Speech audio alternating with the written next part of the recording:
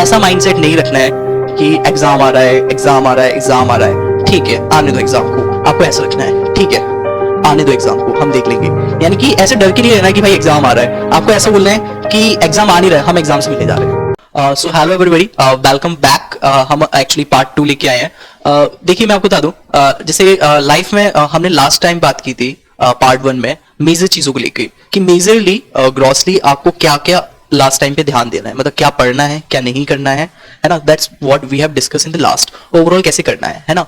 अब हम बात करेंगे कुछ छोटी छोटी चीजें, कि कई बार क्या होता है ना, बहुत छोटी छोटी चीजें बहुत बड़ा इफेक्ट डाल देती हैं। यानी कि छोटी छोटी चीजें समक कर जाती है और उनका इफेक्ट बड़ा हो जाता है, हम उसे इग्नोर कर देते हैं। सो आज हम उसको जान लेंगे कि किन छोटी छोटी चीजों का आपको ध्यान रखना चाहिए इस लास्ट टाइम पे। Okay, so let's get started.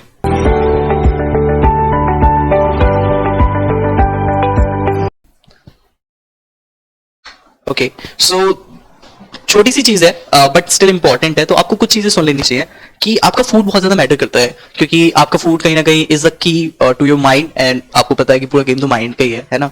सो आपका फूड बहुत सिंपल होना चाहिए, है ना। आपको ओवर ईटिंग से बचना है। एक्चुअली क्या होता है ना, ओवर ईटिंग जो होती है वो इनएक्टिविटी को लीड करती है, और आपको इस ड्यूरेशन में almost all the time active बने रहना है। ओके, मतलब जब आप पढ़ें तो उसे एक्टिवली पढ़ें, और मतलब वही फोकस वाला पार्ट है कि जब करें तो उसे एक्टिवली करें। लेकिन जब आप ज्यादा खा लेते हैं, so actually it leads to over eating, मतलब ओवर ईटिंग से इनएक्टिविटी आती है। सो इस चीज का ध्यान रखना है कि आपको ओवर ईटिंग को अवॉइड करना है, एकदम सिंपल फूड लेना है, कुछ भी उल्टा सीधा नहीं लेना है, क्योंकि आपकी हेल्थ इस पर डिपेंड करती है।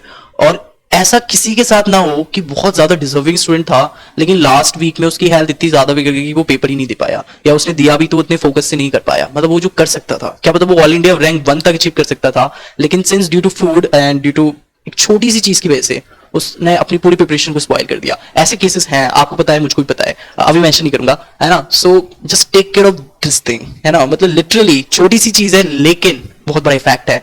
Okay, coming to the next, ये काफी इंपॉर्टेंट है, इस चीज को मैं काफी टाइम से फोकस कर रहा हूँ from the starting of my preparation.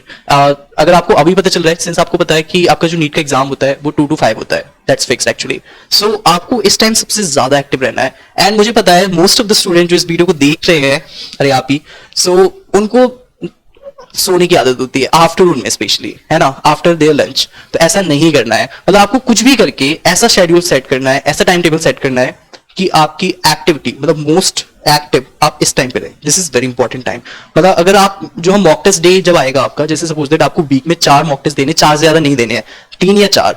और मैं आपको बता दूं, लास्ट पॉइंट भी छूट गया था, स्टार्टिंग में मॉक टेस्ट ज्यादा देना है, मतलब सपोज दैट आपके पास 2 मंथ है तो 1-1.5 महीने तक मॉक टेस्ट ज्यादा देना है। लास्ट के टाइम पे आप मॉक टेस्ट कम कर सकते हैं, थोड़ा सा रिवीजन को थोड़ा सा बढ़ा सकते हैं, मतलब हफ्ते में 2 मॉक टेस्ट दे दें, दैट्स मोर देन सफिशिएंट, है ना। इस पे ध्यान देना है ना, जो मैंने बताया। और आपको आप जो भी मॉक टेस्ट दे वो आपको इसी टाइम पे देना है ना, 2 to 5 बेसिकली, है ना। And coming to the next is your sleep pattern. यानी कि सिंस आपको पता है humans are diurnal not nocturnal, मतलब आप आउल नहीं है ना, कॉकरोच नहीं है। सो प्लीज रात में जागना बंद करें, हालांकि सबका एक अलग टाइम होता है, बट मैं आपको बता दूं, अगर आप रात में जागते हैं, है ना, वो आप मेडिकल लाइफ में करना, जब आप एमबीबीएस करेंगे तो आप रात में जाग के पढ़ोगे, है ना। बट नीट में आप रात में सोए, है ना, एंड दिन में आप काफी एक्टिव रहे, क्योंकि मैंने कहा ना आपको 2 से 5 काफी एक्टिव रहना है। तो अगर आप रात भर पढ़ते हैं और फिर दिन में आप 2 to 5 एक्टिव कैसे रहेंगे, या तो आप ऐसा सेटअप कर लें कि आप कर लेंगे, so that's all depends on you, but prefer मैं यही करूंगा कि आप दिन में पढ़ें, रात में चैन से सोएं, है ना। एंड मैं आपको बता दूं, आपके पास चाहे जितना बैकलॉग हो, चाहे जितना ही स्ट्रेस क्यों ना हो, चाहे कुछ पूरा पहाड़ हो आपके सर पे कि भाई बहुत प्रेशर है, पेरेंट्स का, टीचर्स का, बहुत सारा काम करना है, आपको कभी भी कम नहीं सोना है। मैं अभी कभी भी, मतलब लिटरली कभी भी 7 से कम सोया ही नहीं। मतलब ऐसा सिंगल डे नहीं था जिस दिन मेरा नीट का पेपर था उस दिन मैं 8 आवर्स सोया था, है ना। और मैं हमेशा ज्यादा ही सोया हूँ, 9 घंटे 10 घंटे तक सोया हूँ, जैसे घर पे हम थोड़े से लेजी हो जाते हैं, है ना। सो कई बार ऐसा हो जाता है ना। बट ज्यादा ऐसा नहीं कि भैया ने बोला है कि ज्यादा सो सकते हो तो सब 10 घंटे सो रहे हैं, ऐसा नहीं करना है ना। सो वो नहीं, आप 7 to 8 आवर्स सोएं, that's very sufficient scientific data actually ये, है ना। मतलब हमारे एज ग्रुप के लिए 7 to 8 hours is more than sufficient, है ना। And coming to the last point, मुझे पता है जब मैं योगा एक्सरसाइज की बात करूंगा तो most of the students skip कर देंगे, वो बोलेंगे हम 10 सेकंड आगे बढ़ाते हैं, हम बाद में देखेंगे, है ना। ऐसा नहीं करना है, थोड़ा सा सुन लो, है ना। ये एक इंपॉर्टेंट रोल प्ले करता है आपके ऑब्जर्विंग में। जैसे मैंने टेक्निक बात की थी, आप जितने कूल रहते हैं, आप जितने मतलब शांत रहते हैं, मेंटली काम रहते हैं, आप अपने थॉट्स को अपने अकॉर्डिंग डायरेक्शन दे सकते हैं, आपका माइंड आपके कंट्रोल में रहता है। ये बहुत सारी चीजें योग पे डिपेंड करती हैं, एक्सरसाइज पे डिपेंड करती है।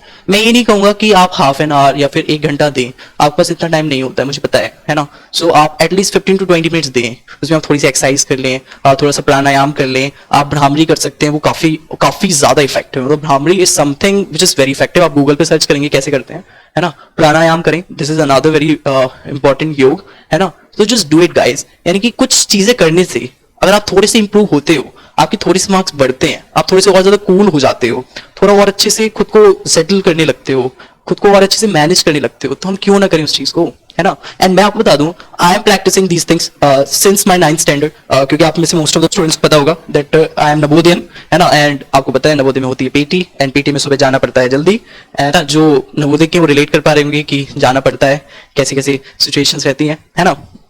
सो उसका एक इफेक्ट रहा है मेरी लाइफ में बहुत बड़ा, and that's what I am suggesting to you. Now coming to the next point, ये मैंने जितनी भी चीजों में बात की, भले मैं कम कहूं, बट आपको उसको ज्यादा समझना है, यानी आपकी इनकी इंपॉर्टेंस को ज्यादा कंसिडर करना है। Okay, now coming to the next point, and that is your mindset during your preparation time, that is your last preparation time. पहली बात, ऐसा माइंडसेट नहीं रखना है कि एग्जाम आ रहा है, एग्जाम आ रहा है, एग्जाम आ रहा है, ठीक है आने दो एग्जाम को, आपको ऐसा रखना है, ठीक है आने दो एग्जाम को, हम देख लेंगे। यानी कि ऐसे डर के नहीं रहना कि भाई एग्जाम आ रहा है, आपको ऐसा बोलना है कि एग्जाम आ नहीं रहा है, हम एग्जाम से मिलने जा रहे हैं। मतलब you should be that much confident. Exam आपके ऊपर नहीं है, आप एग्जाम के ऊपर हो। एग्जाम आपसे बड़ा नहीं है, आप एग्जाम से बड़े हो। और मैं आपको बता दूं, ये चीज इतनी फ्रिक्वेंट है, इसलिए मोस्ट ऑफ द स्टूडेंट वो नहीं करते जो वो डिजर्व करते हैं, वो जो डिजर्व कर सकते हैं, क्योंकि उनको एग्जाम खुद से बड़ा लगता है, उनको एग्जाम एक बहुत एक्स्ट्रा ऑर्डिनरी चीज लगती है। But exam is nothing but एक यूजुअल डे होता है, बहुत यूजुअल सा दिन होता है, कुछ एक्स्ट्रा ऑर्डिनरी होता है, हम थोड़ा सा बाद में भी डिस्कस करेंगे। सो आपका माइंडसेट डरा हुआ नहीं होना चाहिए, आपका माइंडसेट कैसा होना चाहिए, लाइक दिस। जैसे यहाँ पे एक ग्रुप ऑफ सोल्जर्स हैं जो किसी चीज को प्लान कर रहे हैं, fully focused at the moment they are, ऐसे आपके साथ होना चाहिए। आप इस लास्ट के टाइम को पूरा गेमिफाई कर दें, यानी आपके जो लास्ट के डेज चल रहे हैं वो आपका एक लेवल है, हर दिन एक लेवल है, आपको हर दिन एक नेक्स्ट लेवल पे जंप करना होता है। उस दिन में कुछ चैलेंजेस होते हैं, जैसे हर लेवल के अपने चैलेंजेस होते हैं, है ना। आप उस गेम के कैरेक्टर हैं, मेन प्लेयर हैं आप, है ना। सो हर डे के चैलेंजेस को करते करते करते करते आप फाइनल डे पे पहुंचते हो जहां पे आपका फाइनल चैलेंज इंतजार कर रहा होता है। So just gamify these things. मतलब आपका माइंड सेट ऐसा नहीं होना चाहिए, बेचारे जैसा नहीं होना चाहिए कि मेरा क्या होगा। जस्ट बी कॉन्फिडेंट, एंड आप जो कर सकते हो, जितना कर सकते हो आप उतना करो, है ना, क्योंकि हर किसी की कैपेबिलिटी अलग अलग है ना। तो आप जितना कर सकते हो खुद से, बहुत ज्यादा एक्स्ट्रा बर्डन लेकर नहीं, जो भी कर सकते हो just do it and gamify. ये एक ऐसी टेक्निक थी विच मतलब जो मैं यूज करता था, ये एग्जाम को डरावना नहीं बनाती थी। मतलब एग्जाम आपको ऐसा लगता होगा वो एक राक्षस की तरह, मॉन्स्टर की तरह कि यार वो हमें आ रहा है, एक्चुअली ही इज कमिंग, है ना। बट ऐसा नहीं करना है ना। तो आपको खुद को गेमिफाई करना है एंड आप एग्जाम से बढ़े, that should be your mindset. And this is what the end of the video. I hope so you have learn so many things from this, and आप नई चीजें सीख रहे होंगे। Just stay tune with this channel and all the very best. मिलते हैं हम next video पे, that is part 3। Thank you so much.